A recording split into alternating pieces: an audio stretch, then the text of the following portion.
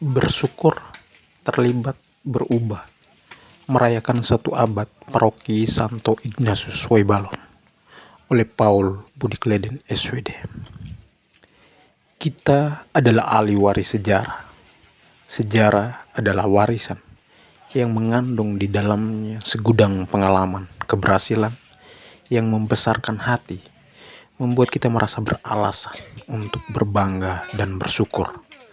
Tetapi sejarah pun merupakan beban yang dipikulkan kepada kita. Kita berbicara mengenai beban sejarah, yakni peristiwa-peristiwa yang merusak nama baik, yang menyimpang dari janji dan rencana awal, yang menghancurkan relasi kekeluargaan, persahabatan, atau menggereja. Karena pengalaman menunjukkan bahwa kita, baik secara pribadi maupun sebagai kelompok, selalu dapat belajar dari semua pengalaman yang membahagiakan maupun yang kurang menyenangkan, maka kita selalu pantas bersyukur apabila menatap ke sejarah. 100 tahun Paroki Santo Ignatius Loyola merupakan kesempatan untuk bersyukur atas warisan sejarah. Sejarah bukan hanya data dan angka. Kita tidak sekadar menyukuri jumlah umat yang terbaptis, gedung gereja yang dibangun atau direhab, atau pemekaran lingkungan dan basis. Sejarah adalah deretan panjang manusia nyata yang berpeluh dan berkeringat, yang tertawa dan menangis, yang mengorbankan waktu, tenaga, dan pikiran demi paroki dan umat. Sejarah paroki ini terdiri dari wajah-wajah konkret dari Lamawalang, Waibalun, Lowlere, dan Pantai Besar yang berdoa dan bekerja, yang sungguh mencintai gerejanya tanpa menanggalkan sikap kritis. Sejarah paroki ini terukir dari pertemuan berjam-jam di basis, lingkungan, dan paroki untuk mendiskusikan apa yang sebaiknya dan semestinya terjadi di sini. Sejarah paroki ini adalah kisah para pastor SWD dan para romo projo yang berkarya sebagai pastor paroki dan pastor rekan, yang rela menerima umat setiap saat di pastoran, serentak, tidak segan menapaki lorong-lorong untuk mengunjungi umat basis, menjenguk orang-orang tua dan sakit, memberkati rumah keluarga-keluarga. Kisah 100 tahun laksana sebuah sarung lama holot yang tertenun dari setiap umat dan warga, para pastor dan biarawan-biarawati di kedua biara yang ada di paroki ini, yang menghayati iman, berbakti kasih, dan saling meneguhkan harapan. Benang-benang itu terhubung oleh roh Tuhan yang menggerakkan batin kita semua untuk memberi, yang menyejukkan hati yang sedang marah karena merasa diabaikan dalam pelayanan, yang menjernihkan pikiran saat dilanda kekalutan. Sarung Paroki Loyola patut dibanggakan dan menjadi alasan kita untuk bersyukur. Bukan hanya karena jumlah imam dan biarawan-biarawati yang berasal dari keempat desa atau kelurahan ini, tetapi terutama karena ketulusan dan kesungguhan iman para ibu dan bapak yang tetap kusuk berdoa dan tekun bekerja, kendati tidak jarang harus menelan kepahitan karena kecewa melihat tingkah para gembala paroki dan ulah imam serta biarawan-biarawati asal paroki ini. Sarung Paroki Loyola kita tatap dengan batin yang dipenuhi rasa terima kasih karena keberanian dan kesediaan kaum muda paroki ini untuk menghidupi imannya secara sungguh. Kita adalah ahli waris sejarah, tetapi kita pun merupakan penulis sejarah. Kenyataan paroki hari ini dan di masa depan adalah tanggung jawab kita semua. Buku sejarah diwariskan kepada kita. Sekarang giliran kita untuk merangkai kata meneruskan kisah itu dengan bakti kita yang konkret untuk paroki tercinta ini. Tenunan itu kini dipercayakan kepada kita. Sebab itu, Kini adalah waktu kita untuk melanjutkannya. Kita adalah bagian paroki ini, maka kita perlu dan mesti terlibat. Kita terlibat dengan menyumbangkan gagasan, meluangkan waktu, merelakan tenaga dan memberi derma, supaya paroki ini terus hidup dan berkembang. Paroki tidak akan hidup seperti yang kita banggakan di waktu lalu, apabila kita memilih untuk menjadi pengamat atau penonton di pinggir jalan, berpuas diri sebagai pengagum atau pemberi kritik tanpa kesediaan untuk terlibat. Sebuah paroki bukan hanya milik tim pastor dan dewan paroki. Santo Paulus berbicara tentang gereja sebagai tubuh Kristus. Kristus adalah kepala dan kita semua adalah anggota-anggotanya. Sebagai anggota, kita masing-masing mempunyai peran yang berbeda, tetapi semua aktif berpartisipasi demi kehidupan tubuh.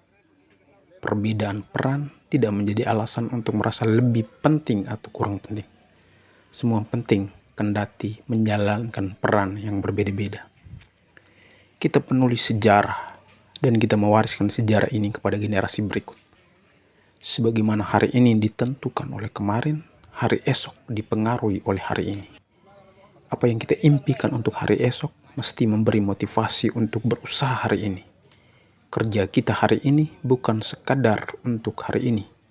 Kita disebut orang-orang berpikir pendek apabila pertimbangan untuk apa yang dilakukan hari ini hanya merujuk pada apa yang menguntungkan atau merugikan kita sekarang. Kendati banyak dari kita masih harus hidup dari hari ke hari. Kita bekerja hari ini untuk makan hari ini, tapi kehidupan juga menuntut dari kita untuk berpikir dan bermimpi tentang hari esok. Karena kita bertumbuh, kita perlu melihat lebih jauh dari batas hari ini. Kita tidak bisa bertumbuh jika kita takut untuk berubah dan mengubah. Karena situasi sekarang dan nanti berbeda dari yang dulu, kita mesti berani membuat perubahan. Kita tidak disebut setia hanya karena kita selalu mengulangi secara persis apa yang terjadi di masa lalu. Kesetiaan adalah kemampuan meneruskan sebuah nilai dengan cara yang baru karena situasi tempat dan waktu yang berubah. Jika kita cenderung hanya mengulangi apa yang dibuat dahulu, kita terperangkap di dalam nostalgia. Kita tidak bisa hidup jika terlalu banyak bernostalgia. Nostalgia dapat menjadi semacam ganja yang membuat kita tidak realistis melihat dan menanggapi hari ini dan hari esok. Berubah dan mengubah memang tidak selalu mudah. Selalu ada risiko baik karena kita akan menjadi sorotan kritik maupun karena hasil dari sebuah perubahan selalu tidak pasti. Apabila perubahan yang dicanangkan berbuah baik, orang mudah lupa akan siapa yang mengusulkan dan memulainya. Tetapi kita akan tetap menjadi buah bibir umat dan masyarakat. Apabila perubahan yang diusulkan dan dimulai ternyata mengalami kegagalan. Namun karena kehidupan, baik pribadi maupun bersama, hanya mungkin terjadi apabila ada perubahan. Kita mesti memberi ruang dan waktu untuk itu. Kita mengubah dan berubah bukan hanya demi perubahan. Perubahan harus melayani nilai tertentu yang kita junjung tinggi. Biasanya kita dapat merancang sendiri perubahan itu. Tetapi kadang-kadang kita dipaksa oleh situasi untuk membuat perubahan, mencari jalan atau cara lain untuk mengungkapkan apa yang kita yakini. Seperti sekarang, ketika seluruh dunia sedang menghadapi wabah pandemi COVID-19, sebagaimana di berbagai tempat lain, di paroki kita pun kita diharuskan mencari cara untuk membuat umat merasa tetap dapat menimba kekuatan dan meneguhkan harapannya dari iman yang dirayakan bersama. Pada saat kehadiran fisik tidak memungkinkan, Komisi Komunikasi menemukan cara untuk membuat siaran langsung perayaan Ekaristi mingguan dan hari raya. Sesuatu yang pasti amat membahagiakan dan membanggakan bahwa di paroki kita pun hal ini mungkin.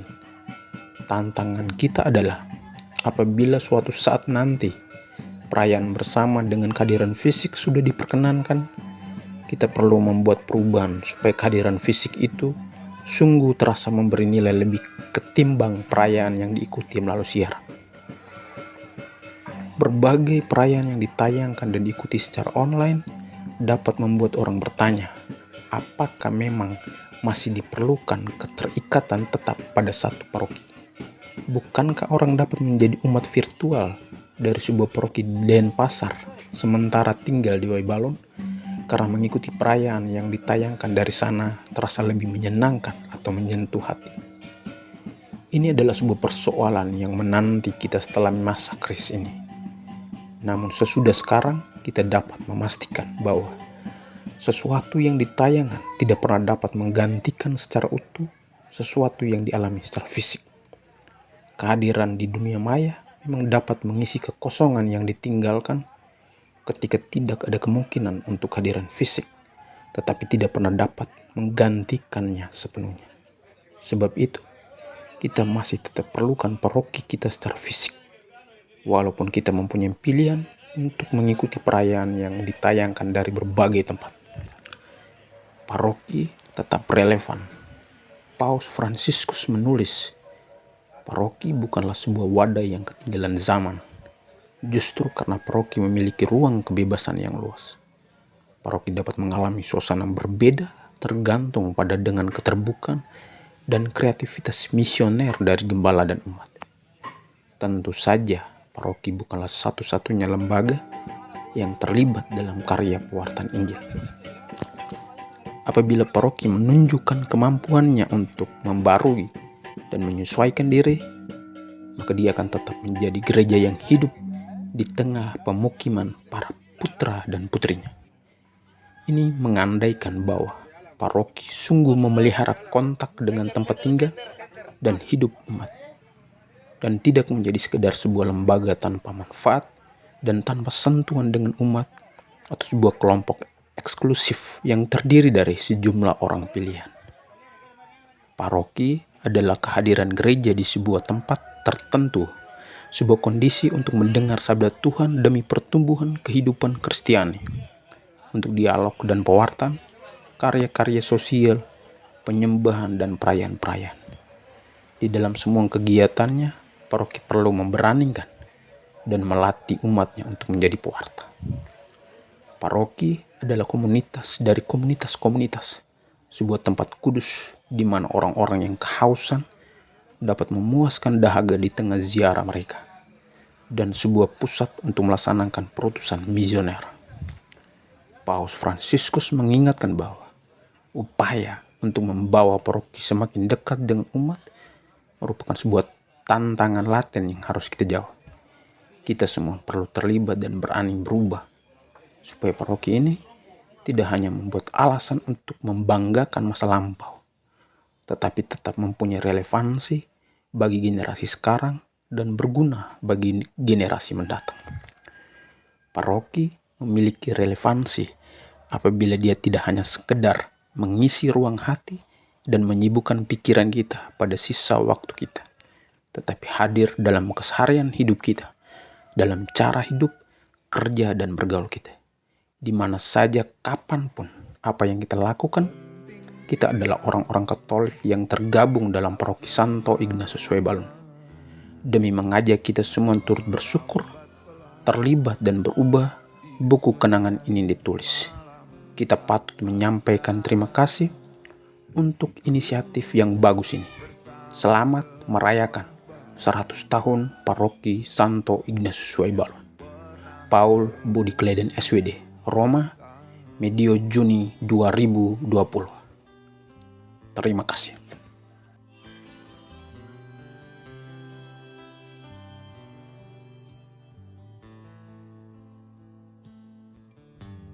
Hati kecil berbisik untuk kembali padanya. 1000 kata menggoda, 1000 sesal di depan mata, seperti